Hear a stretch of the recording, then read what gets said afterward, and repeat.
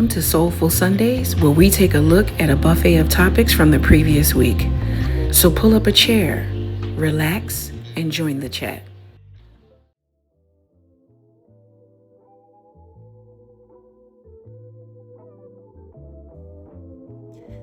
Good evening, family. Welcome back to Soulful Sunday, the first Soulful Sunday of 2026.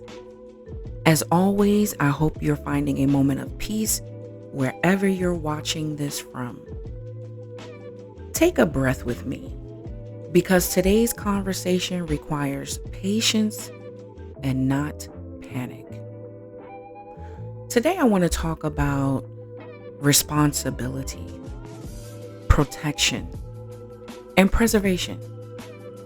Three things our culture cannot afford to be careless with right now.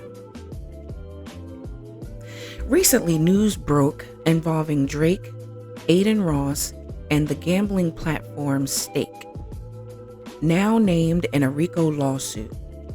And while the legal process will play out however it does, I want to focus on something deeper than court filings.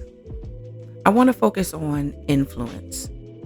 Whether people want to admit it or not, these men and these platforms shape behavior, especially among young people, not because they tell them to follow, but because they model what success looks like.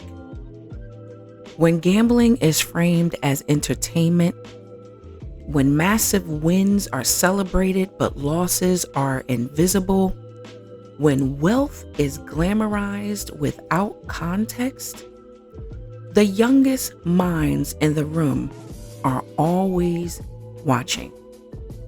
And the danger isn't just money loss, it's the normalization of risk without responsibility. Parasocial relationships blur reality. The youth start to believe that proximity equals possibility. And suddenly, harmful habits look aspirational. This isn't about demonizing anyone. It's about recognizing that power comes with obligation. Because when influence goes unchecked, the bill is always paid by the youngest in the room. And when accountability is missing at the top, it often shows up as harm at the margins. Which brings me to the next conversation. So recently, Glasses Malone spoke publicly in support of Doechii. And while that may not seem groundbreaking on the surface, it matters. Because too often Black women are expected to be bold but silent, confident but uncomplaining, and creative but expendable. When Black women speak up, they're called difficult. When they set boundaries, they're called divisive. And when they're attacked, the silence can be deafening. So when a Black man steps up and says, "No, this isn't okay," without centering himself, without asking for praise, that matters. Black women aren't asking for saviors. They're asking for solidarity. Let me say this clearly. Protection is not about perfection. It's about presence. And Doechii situation isn't isolated. It's part of a pattern. A reminder that talent doesn't guarantee safety. And visibility doesn't guarantee respect.